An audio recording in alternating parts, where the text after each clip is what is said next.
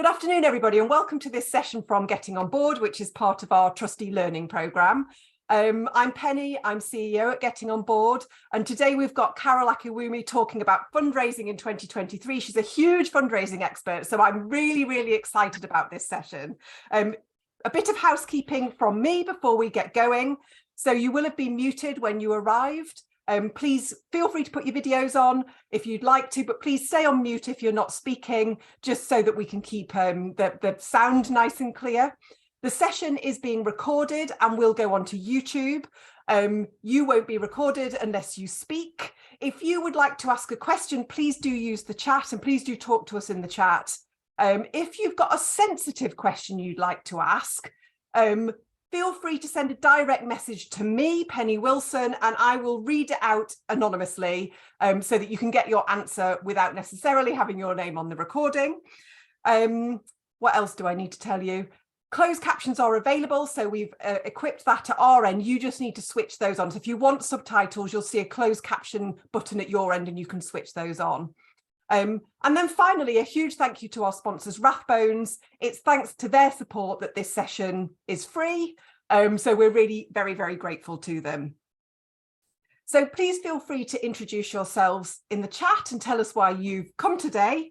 And I'm going to pass now over to Carol, who's going to be leading the session for us. Thank you so much, Penny. And hello, everybody. Welcome. Really pleased to be here today. And yeah, quite humbled, actually. Penny calls me an expert in fundraising. I mean, I don't know if I'd ever refer to myself as an expert. What I do know, though, is that I enjoy making money. I also enjoy raising money for the causes that I care about. And I see money as a tool. I see it as, something that amplifies. It enables you to be more of who you are or do more of what you enjoy doing. So in the right hands, money can do a lot of good. And in the wrong hands, we know that it can cause a lot of damage. When it comes to fundraising, my journey actually started in 2007. Interestingly, I mean, I come from the private sector. I started my career as an investment banker, went into stockbroking, did quite a bit in financial services before moving into business software solutions, which I think I really enjoyed because it gave me insight into things I wouldn't have known ordinarily.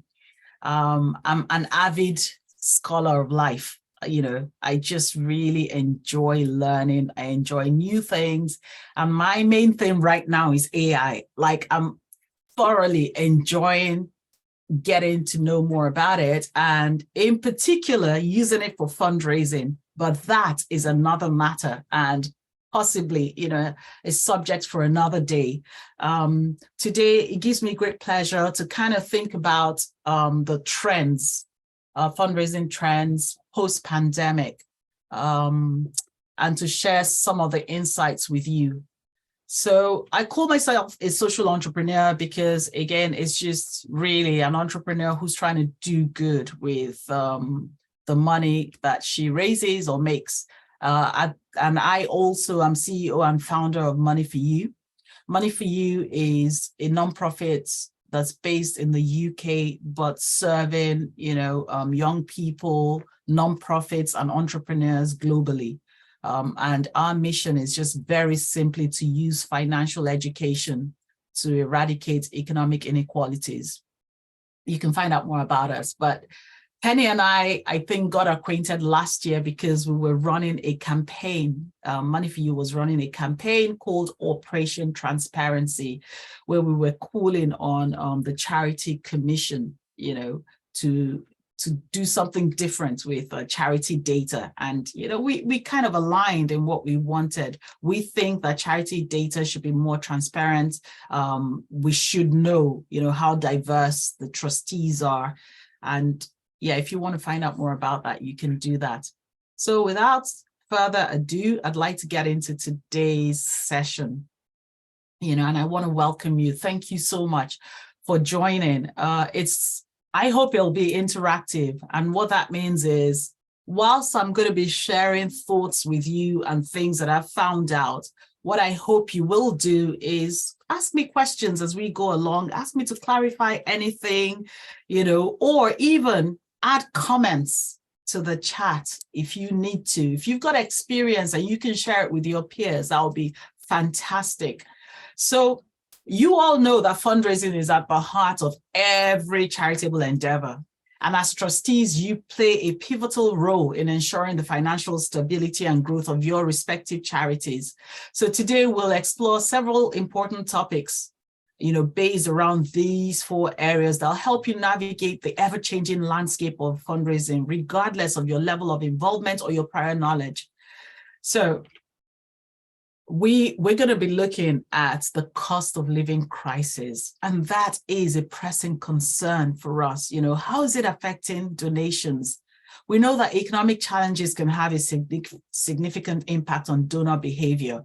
So we'll delve into this issue. We'll discuss strategies to overcome these challenges. And for each of these topics, I'm going to be giving you like 5 things that I think might be affecting them or impacting them. And we're going to be looking at things like understanding donor sentiments to adapting your fundraising approaches. Hopefully, by the time you leave, you'll be equipped with tools to maintain a steady stream of donations, or at least guide, your charity strategically how to do that. We'll also look at the topic of grant success rates. Are they reducing?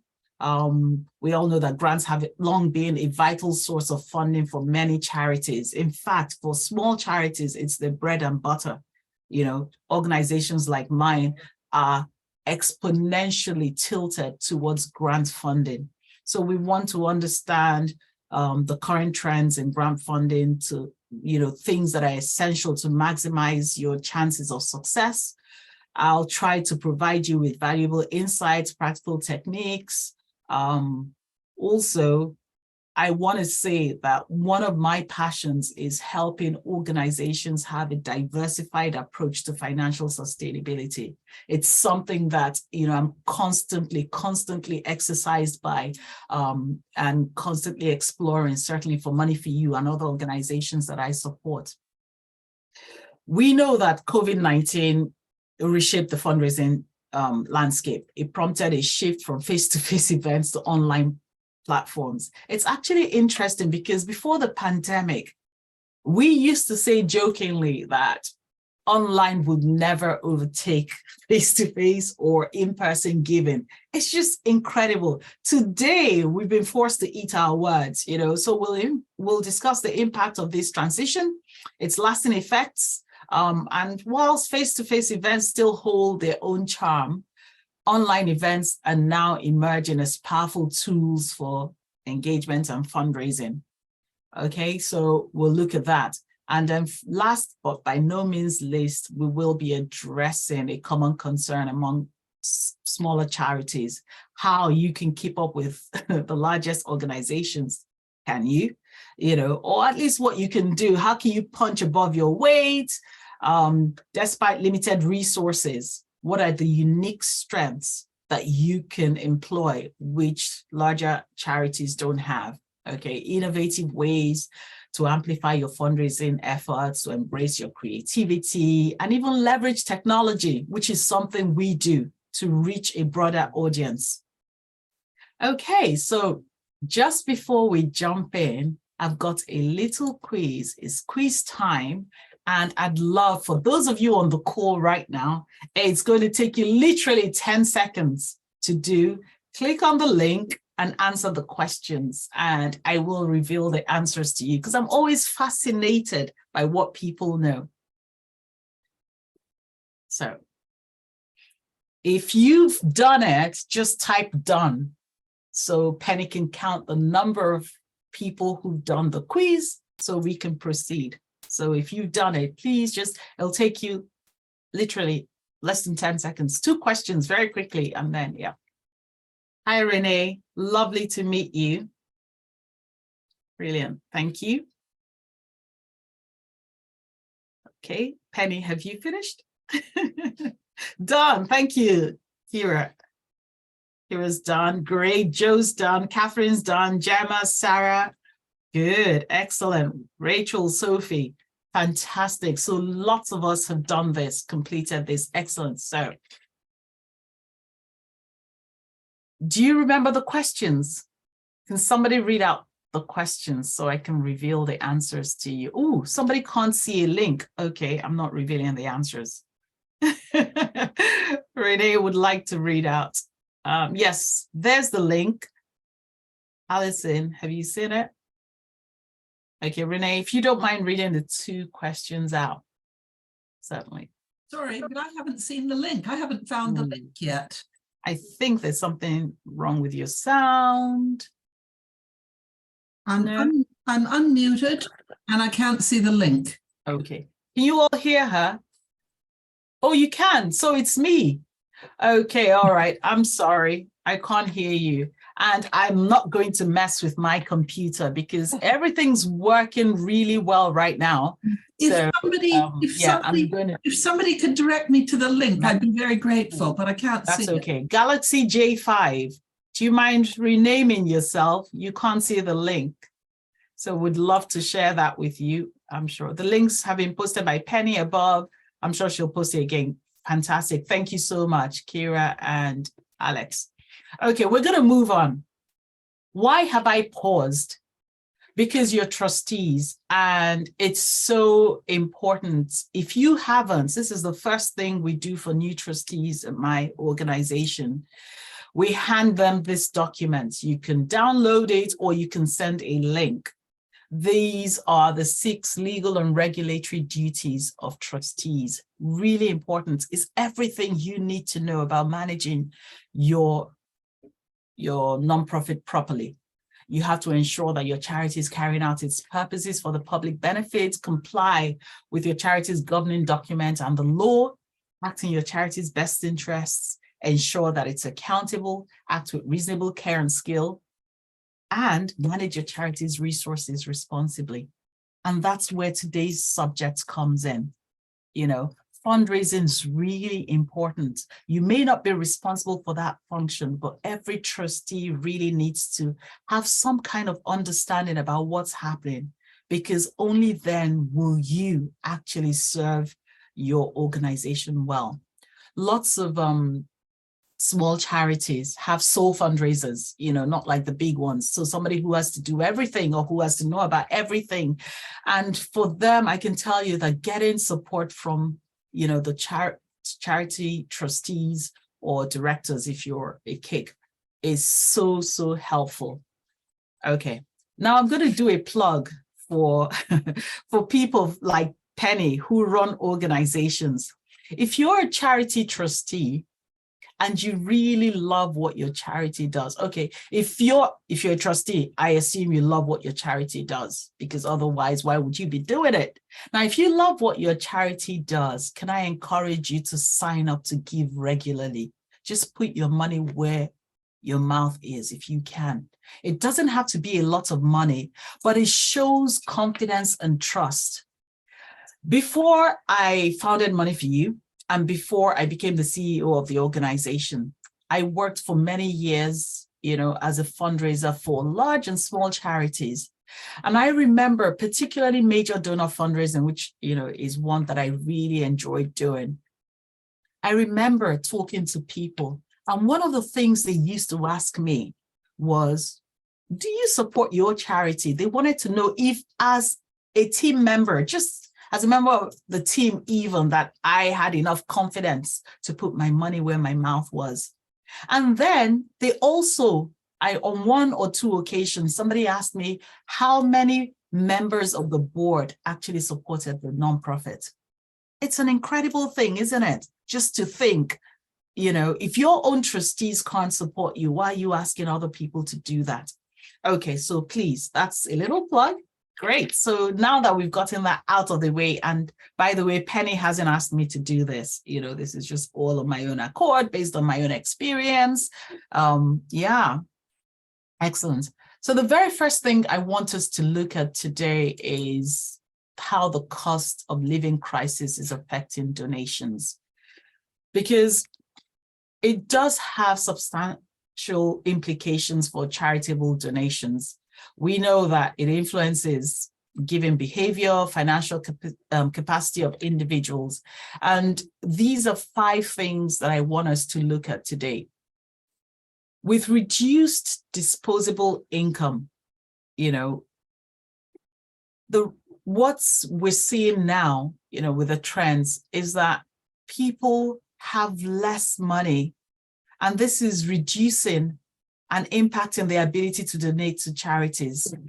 Basic living expenses consume a larger portion of earnings. It's really interesting here, though, because when you look at the habits of donors, faith-based donors have a completely different habit to non-faith-based.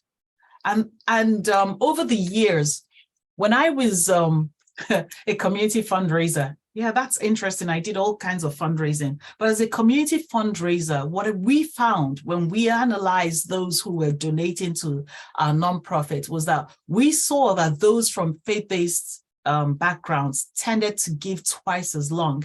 In fact, in one international development agency where I worked, we found that on average, the faith-based donors gave for about 14 years compared to those who were from a faith background.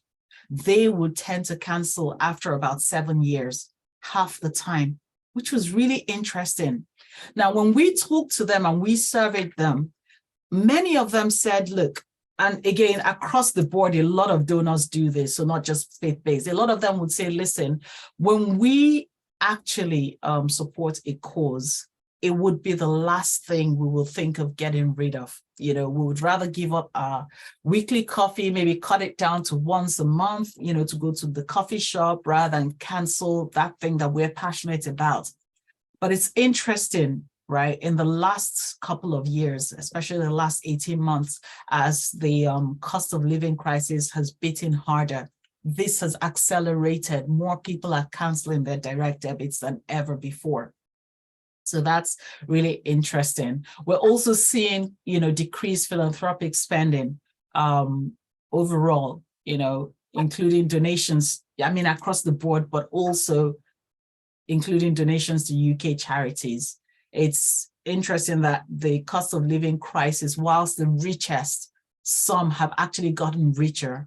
Many in the middle class and, just above that are also facing financial constraints and therefore reducing and reallocating their giving. This is, again, having an impact on some charitable organizations. Very closely linked to that is that during a cost of living crisis, understandably, donors are prioritizing their giving.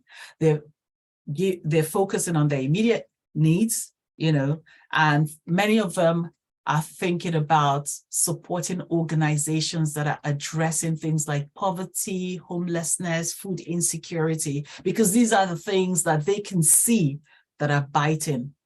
And I want to encourage you, if you have any direct links or have any impact on those areas, begin to amplify them if you can in your communications, because that enables, donors to think, oh yeah, if I continue giving them at least, that will have some kind of impact that would help in these areas that are quite important, okay?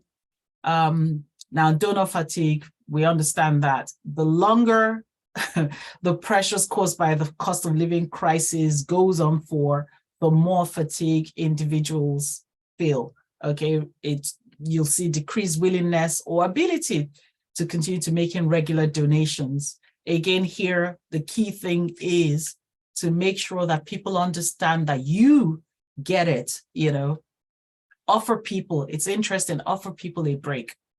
Before they get to the point where they cancel, perhaps you can include something in your comms that says, we understand what's going on. If you want to take a break, just let us know and we can pause. What that does psychologically is that most people will think, wow, okay, they get it, and they're less likely and less inclined to want to cancel. But those who really need to, then remember that you understood it. And so when they're, in a place where they can continue giving, they're more likely to return to you. Now, with the cost of living crisis, we see increased scrutiny and selectivity. This already started anyway, many, many years ago, but this is increasing, again, speaks more again to the selectiveness of donors. They're more discerning in who they want to give to. They might want to look at your financial efficiency, your impact and transparency before making donations. So you want to be dialing these areas up. You want to make sure that your annual reports are easy to understand, is transparent about where their money is going to. If you're struggling, you want to be honest with people. If things aren't going well, whatever it is, because there's now increased competition and you want to make sure that people can trust you. You want to increase trust here. So for this, the key takeaway is really for us here that you need to adapt your fundraising strategies to address the challenges that are posed by the cost of living crisis. This can involve, developing targeting campaigns that highlights the immediate impact of donations, fostering strong relationships with donors, and demonstrating transparent financial management to maintain and attract support during these financially challenging times. Okay, great. Any questions so far? Okay, well, Carol, Penny's keeping an eye on the hands, the virtual hands. So if there are any questions, she's going to let me know. Thankfully, she's right in front of me, so I can see. Yes. Can you hear me then, Carol? Oh, there's one. Okay. Right. Let's. I will pause this. Pause. And stop share, just so we can deal with the questions. Carol, can you hear me? Can everybody else hear me? I can now hear you, so yes. Right, I think when you're sharing, you can't hear us. Oh, is that what it is? Yes, that's what it is. A question here, what is a faith-based donor? Thank you. That's a really good question. I shouldn't have assumed everybody knows. So it's somebody who gives as an outworking of their faith. You're going to get that a lot with Christian groups, with Muslim groups, Hindus, as far as I'm aware, do that. Their faith commands them to give. So those who give as, as an outworking of what they believe are considered faith-based donors. And Thank you. And how would you know which of your donors might be driven by their faith? So there are two ways very easily. Where were they recruited from? And certainly by asking them. So you have legitimate interest in getting to know and understand the profile of the people who give you. It's so important to understand their motivations, donor motivations. Why are people giving to you? Once a year, just send a quick, survey to your donors.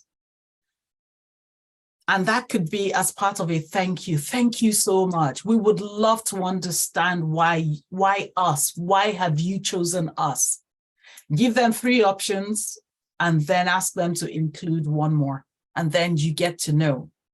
Some people who have large community fundraising teams or activities will also know perhaps they've recruited them after speaking at a church event or, a mosque or something, a faith event, and you recruited them there. It's always good in your CRM to mark where donors come from.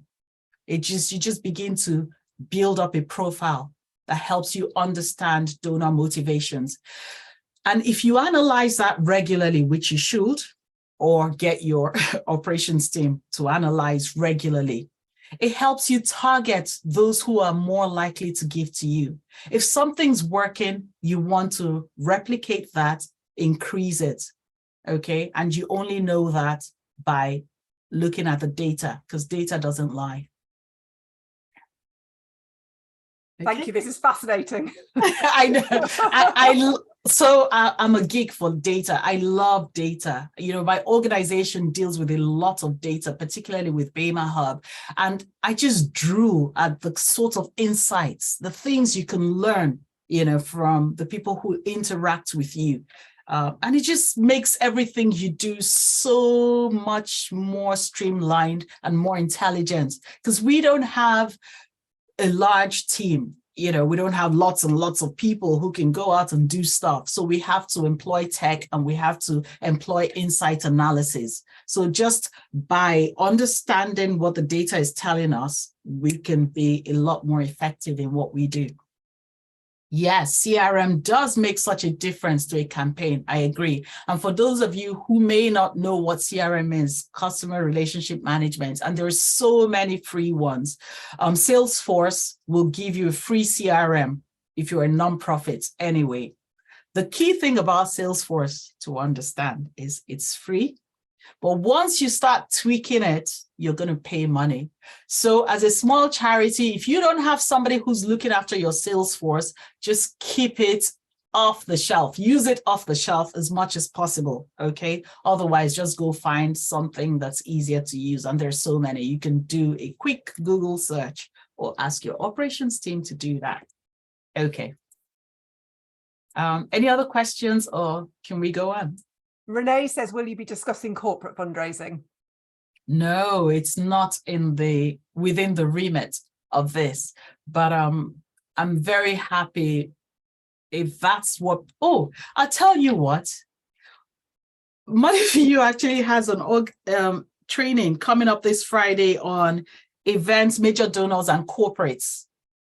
So yeah, if you're a Bema-led nonprofit, you know, that's subsidized. Otherwise, I think it's only £50. Go sign up. You can either come in person in London or you can join us online. It's hybrid and you can learn about corporates, but it's not within the remit of this. And we only have an hour. So yeah. Yeah, is that all right? I was given a very tight brief, 4 questions to address. So I'm going to try, I'll answer questions as much as I can, share from my experience, but I'm not going to stray too much.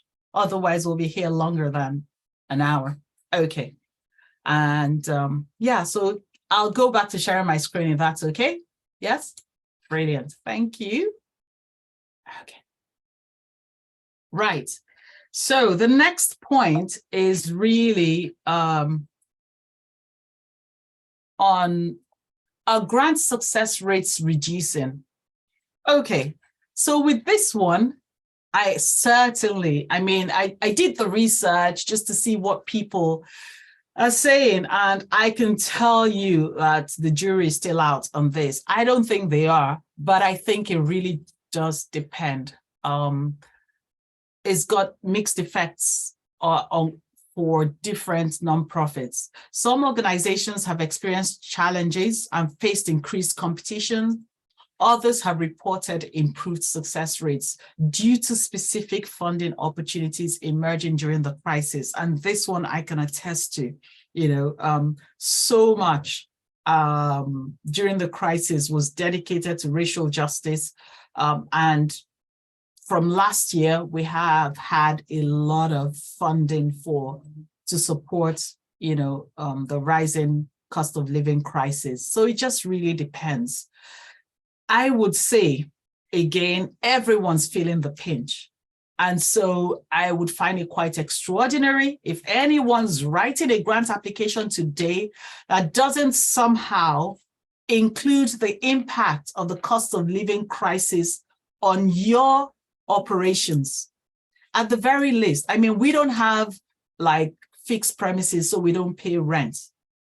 However, because my team, everyone's experiencing costs, you know, drastic increases in all sorts of things, food, you name it, bills. It's been really important for us to review salaries. And so when I'm writing a grant application, we may not necessarily be resourcing, you know, activities and projects that are directly related, but the cost of living has impacted us. So you can very easily work that in, all right? I think, yeah. However, again, just be aware that there's a lot of increased competition in that area because everyone is facing the same problems. Now, we've seen that a lot of funders, grant funding priorities have shifted in response to these emerging social, economic, and environmental challenges.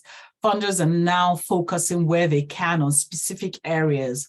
There's a lot that's increased, especially in the areas of climate change, inequality, mental health, and that can affect the success rates of grant applications in other sectors or causes. Again, it's really a skill. You can, honestly, you can find ways to see, especially if you know that this is a funder that fits your criteria, to see how you can work some of those things in. Having said that, from my experience of fundraising, I just think it's a numbers game and it hinges very much on good prospect research. There are over 9,000 trusts and foundations in the UK, believe it or not. But most people focus on the best known 100, which is extraordinary. Back in the day before everything went online, when we had to use the Directory of Social Changes books and where you could find them, yes, I can see Catherine smiling, where you could find them like in King's Cross, you had to literally leg it to King's Cross Library, to do that or buy a book and actually work through the book. I used to always start from the Z because I figured that most fundraisers will start from A and be so fatigued by the end of the year, they wouldn't get to the end. So I would start from the end and work my way up, towards the middle. And because I figured there would be less competition on those trusts and foundations. So again, good prospect research will find you funders that will fund your organization. I guarantee it, okay? So even with shifting funding priorities for the main ones who everybody knows about, there are still some who are dedicated to their core values, their core mission, and they don't even have enough staff to think about changing that. They're just going to stick to it until whoever set it up, dies and a new generation takes over. So you can rest in that. And that leads to this really important, you need to encourage your organizations to adopt a strategic approach when it comes to grant applications. I talked about prospect research, clear alignment with funders' objectives and compelling storytelling, more and more, that's so important. People want to hear why your organization, what's unique about it. And that comes from the stories that you can tell about the difference that you've made.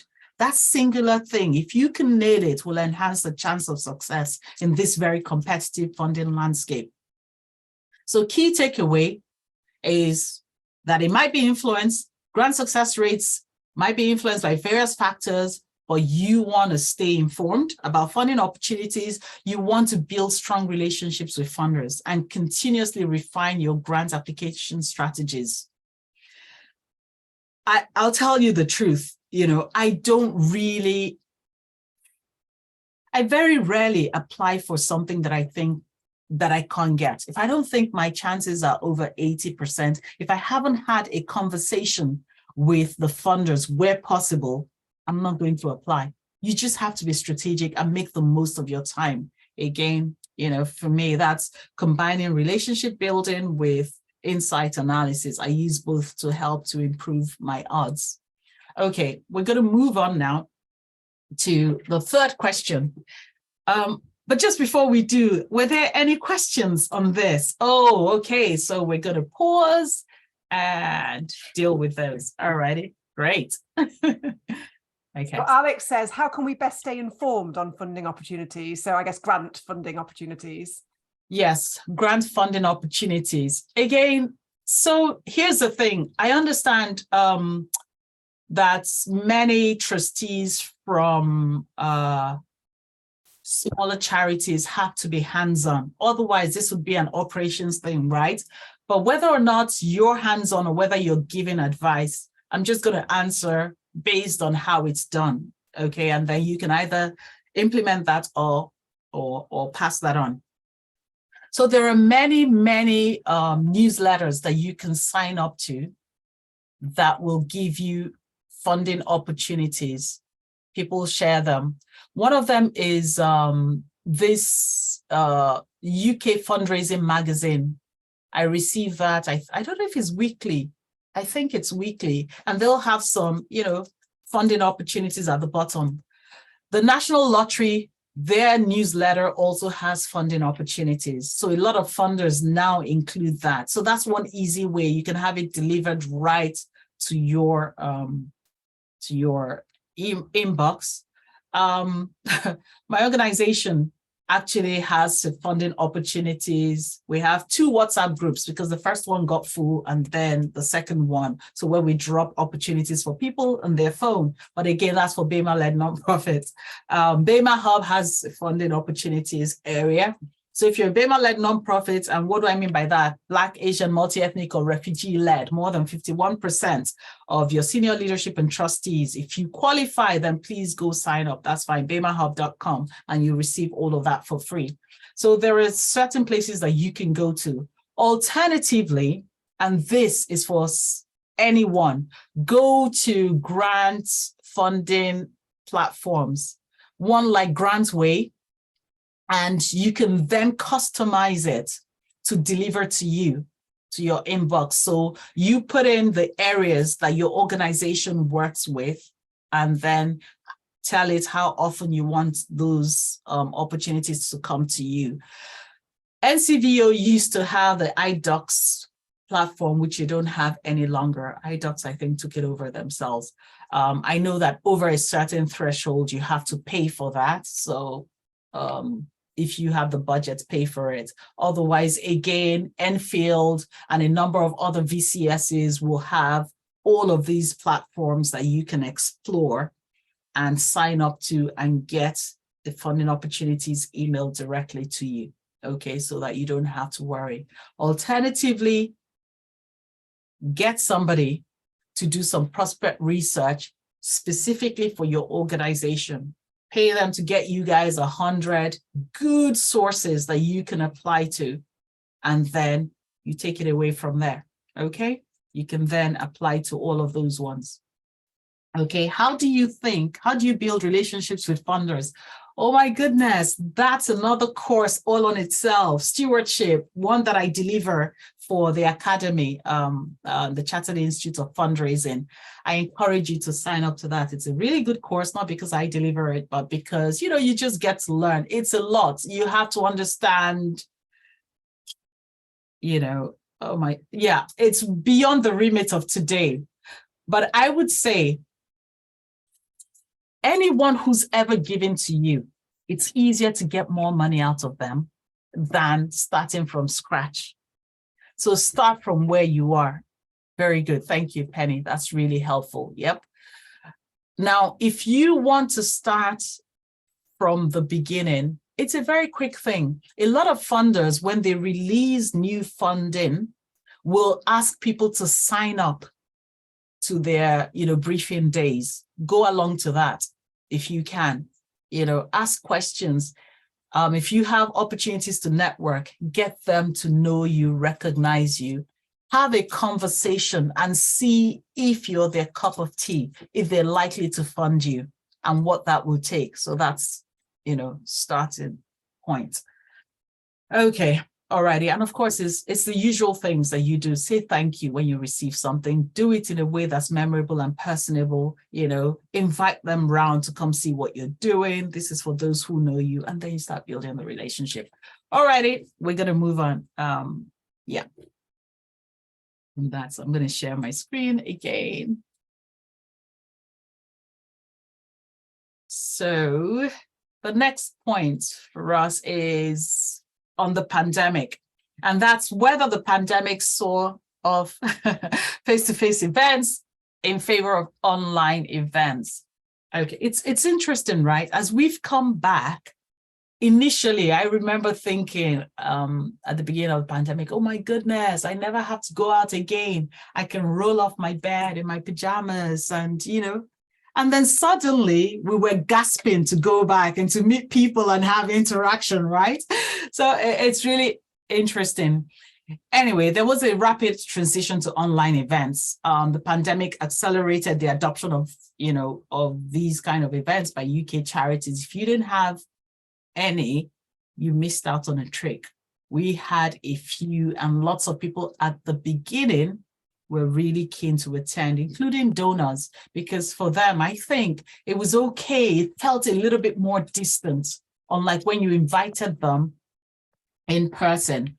So a lot of organizations quickly shifted their in-person events, such as galas, conferences, and fundraisers to virtual formats to ensure continuity and to continue to engage with their supporters remotely. So that's something that happened. And of course, this increased accessibility and reach, because online events always provide you with an opportunity to broaden your audience, broaden your reach, broaden your accessibility. It's quite easy. You can do it, early evening and no one's rushing to get there. They can just do it from home now that most people are doing some kind of virtual or hybrid, combination of, of working. Virtual platforms allowed individuals from various locations to participate. We found that we had engagement from so many different places. In fact, some people out of the country, we had people as far as India, America, who wanted to participate, because it eliminates geographical barriers, right? It increases potential for greater engagement, and people can attend from anywhere.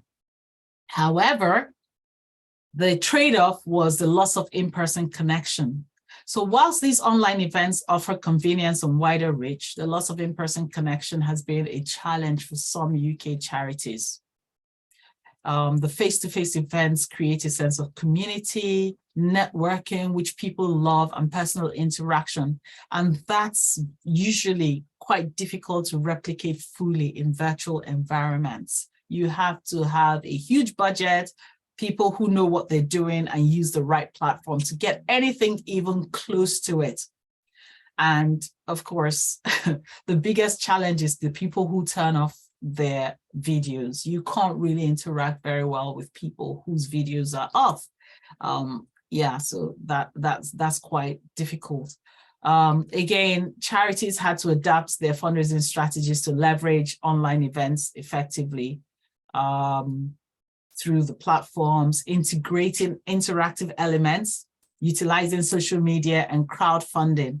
So these are some of the things that happened. And of course, very important, as restrictions eased and as we started to go out, what's happened is that a hybrid event model has emerged.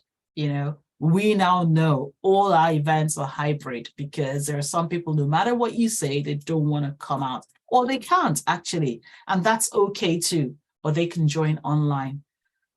The trick, of course, is to make sure that you're able to cater to diverse preferences in order to maximize participation, because otherwise those online often feel left out or are not able to participate as well as those who are, in person. Are there any questions? Oh, there are. Okay, great. Let's take them very quickly. There's one question here, Carol. Can you give any examples of online fundraising events? Okay, I can give so many. So my very first online fundraising event was to get money to build Bema Hub. So Bema Hub is our online resilience platform. It's a digital community space for Bema-led nonprofits. It's like a one-stop shop where they find everything, resources, training opportunities, funding opportunities. It literally addresses all the pain points that they tell us about and what they told us about before we built it. So when we needed, before the pandemic, I had been running an accelerator program for Bema-led nonprofits for a few years and wanted to set up a space, a physical space where they could drop in from time to time, have, admin support, hot desk, literally different things, but I couldn't get that off the ground. Then the pandemic hits and it becomes even more important to get them help. Everyone was fatigued. They were tired of going all over the place. They just wanted one place where they could find as much as possible. And they just wanted a safe space where they could also hang out, discuss, all of those things. So we thought, how can we do this? We need money to build that up, because that's got to be a website with all sorts of bells and whistles. The very first event I did was a dance challenge. So my friend, Ian McClintock, which some of you may have heard about, he runs Charity Excellence Framework. If you've not checked it out, you really should, because it's got lots and lots of resources for free and funding opportunities, actually. Ian and I were chatting one day. We're both exhausted. We'd just seen a report, that showed how bad things were. And we were thinking, what can we do? We need to do this, but how can we raise the money? And my birthday was coming up. My birthday is on the 8th of May. Ian's a veteran, and that's Veterans Day. And he thought, why don't we do something together? Yes, great idea. What? Okay, we don't know what we can do, but Ian says to me, I know what I can't do. I can't dance. I'm like, in that case, the challenge will be teaching you to dance. We had about 2 weeks to do that. Immediately started promoting that. And then in order to follow the journey and watch the effects, the results on the night, people got the opportunity to donate. Okay, so that was an online event. Set it up on Facebook initially for my birthday, and Facebook makes that easy. That was fine, even keeping people up to date. And then some people who aren't on Facebook or didn't want to donate on Facebook, we gave them the opportunity to do it via Just Giving. So that was it. It was combining comms and those platforms. And we did that. On the night, we just did a live event via YouTube where I was trying very hard to teach Ian to dance. People had a good time watching the efforts, and we saw the donations rising as the evening went up. So that's an example. That's fun. There's so many other things you can do. During the pandemic, a couple of my team members did some runs, and all they did was attach a tripod and their phone, and they videoed themselves as they were running. People could join in to watch it, and donate. Again, people could donate before, after, or catch up, because the videos were there for them to catch up. It doesn't even have to be that. It could just be as simple as a couple of months ago, we were going to Ghana and Togo to deliver entrepreneurship training. One of my team set up a Just Giving page and said, do you know what? If you sponsor me for this cause, I'm going to do, I think, a 10K or something like that. Nobody watched her. They just took her word for it. And those who wanted to donate. So there's so many things that you can do. Okay. Think about where you are. Do you know how to bake? Is there something at the end of the day? People aren't giving because of that thing particularly. Okay. They're giving because they want to support your cause. So remember what I said about storytelling. Yep, that's good. Yeah, that's really good. 60-year-old. Yep, so that's a good one. So they're going to go there, you promote it, tell them you're doing this. That's wonderful, but they really want to support you at the end of the day. Okay. All right, I'm going to move on very quickly. Share my screen again, because I do need to finish in about 5 minutes to give you a chance to. Okay, so that's the key takeaway. It's accelerated that. And whilst they still hold value, transition and virtual hybrid models, remember, has now opened up new opportunities. So whatever you do, as much as possible, try and make it hybrid, because you'll engage so many more people. Now, final question, how can smaller charities keep up with the largest? Focus on niche causes. And I've said this a number of times, on your stories. Your stories, you're so close to the people that you work with. No one can take that from you, okay? The things that resonate deeply with your target audience. The number one motivation for anybody to give is a connection to the cause. The people who connect with what you do will always want to support you if they're able to. So highlight unique stories, highlight the specific impact of your work, okay? and always give them an opportunity to connect with somebody on a more personal level. All right. Secondly, build strong relationships. You really want to do that. Nurture the personal connections and maintain regular communication. This is really important. You also want to leverage digital platforms that we talked about. Just Giving's one of them. Facebook, Instagram now even. You can take donations and do stuff on there. There's so many, crowdfunding platforms and online giving tools. Use them to expand your reach. Global Giving was one of the very first platforms that we used for our international program. And I tell you, I had people from Australia giving us regular gifts. I don't know how. Global Giving advertises it to all sorts of people. You just don't know how far that will go. So you want to make sure that you're doing that. And then the other one, which is timeless, is collaborating and networking. I have a bottle, which, our World Changers bottle. It says, alone we are one drop, together we're an ocean. If you find somebody who aligns with what you're doing, find how you guys can do something together. Together, you will reach so many more people. So consider joint fundraising initiatives, which will give you increased visibility, okay, and enhance fundraising capabilities. And then embrace creativity, embrace innovation. We have the advantage of being nimble and adaptable. And by embracing creative and innovative fundraising approaches, using virtual events, peer-to-peer fundraising, cause-related marketing campaigns, you can capture attention, you can engage supporters, and you can stand out from larger organizations. Our key takeaway from that is really, focus on your niche, nurture your connections, and embrace creative strategies. And that way, you'll successfully raise funds to support your important missions. And there we have it. Don't know if we have any questions. I'd be happy to take them. Otherwise, I'd love for you guys to think about your action plans, because it's wonderful to come here. It's good to hear what I've got to say, but at the end of the day, so what? What are you going to do about what you've heard? What are you going to do with it? If it's just one thing, then you would have really made the most of this 1 hour.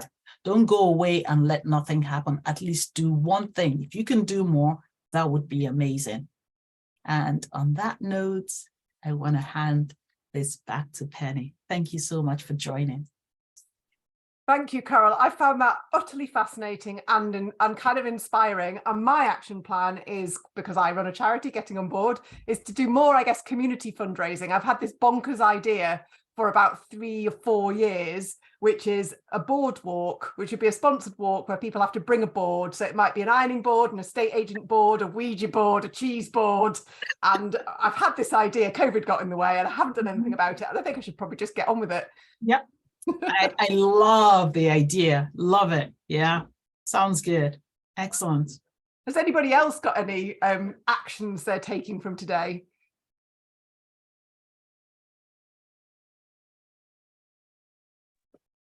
Yeah, I'm certainly going to be briefing our fundraising team, who are always scrabbling around for new ideas. And there's some I've been making copious notes. I've been very busy with my head down writing. So yeah, I'll debrief them at our next meeting, and hopefully some more online activity. One thing I noticed, you mentioned online events.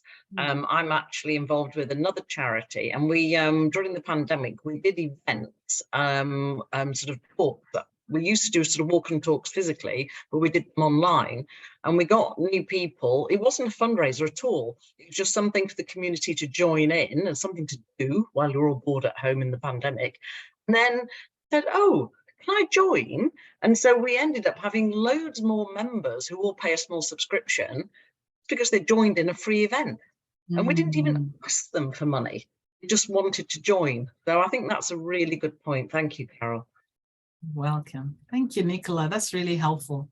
And Penny, I want my action to be, if you tell me the date and it works for us, we will do a collaborative event. Why not? Put our money where our mouth is. Love it. Lovely, Carol. And one final question here that somebody sent. which I think is a really excellent question. It's a question about joint fundraising, and they've asked, how do you make sure that you don't pour lots of resource into jointly making grant application bids to find out that they're not successful? How do you manage the resource implications of that? Yeah, I mean, listen, so I think if you do your homework well, make sure that the guidelines are 100%, not 80%, 100% in sync. Because I see people, they'll say, yeah, 1, 2, 3 applies to us, 4 and 5, maybe not so much. Make sure that it's a perfect fit for both organizations, first of all. I think the more time you take on doing the homework and planning, the smoother it is and the better the outcomes are likely to be. And that's the thing that I've found to be the main cause of a no, is that somehow people just didn't read, the guidelines properly. And whilst they thought it was a fit, it really wasn't. So yeah. So if you read the guidelines properly, double check, ask, discuss it with the funder you're putting it into, if they welcome conversations. Okay, otherwise it doesn't hurt to get expert opinion. And you can do that. So do your research, do your planning first to make sure, and try to, have a conversation beforehand, if at all possible, so you don't waste the time and effort. But even if you do and it's a no, listen, get feedback. If the feedback comes back to say it didn't fit, then that's on you.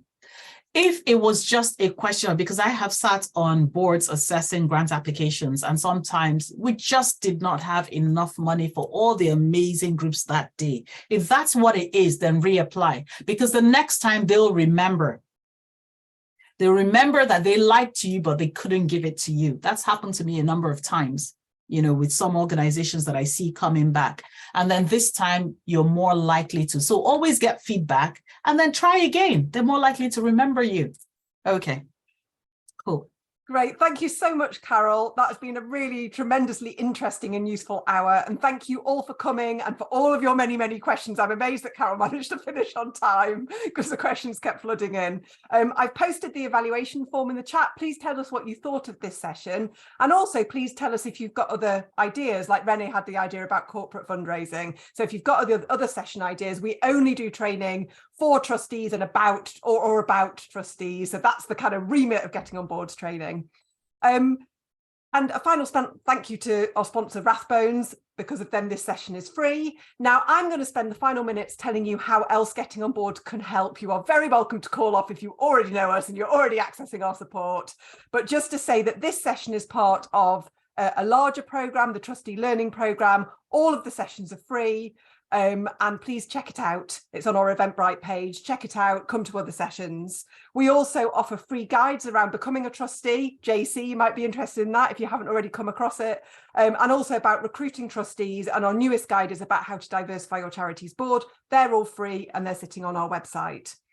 And we've just opened bookings for our Festival of Trusteeship, which will be for Trustees Week in November. And currently we have an early bird ticket, which is £15 for unlimited attendance at all 20 events during the week. It's all online. So do check that out. And then finally, have a look at our website, gettingonboard.org. We've got some intensive programs particularly around trustee recruitment and board diversity and becoming a trustee. And if you just want to keep in contact with what Getting on Board offers, do sign up to our newsletter. You'll find the link at the top of all of our website pages. And we don't spam you. We do normally one newsletter a month. So thank you all so much for coming, and I hope you all have a lovely afternoon.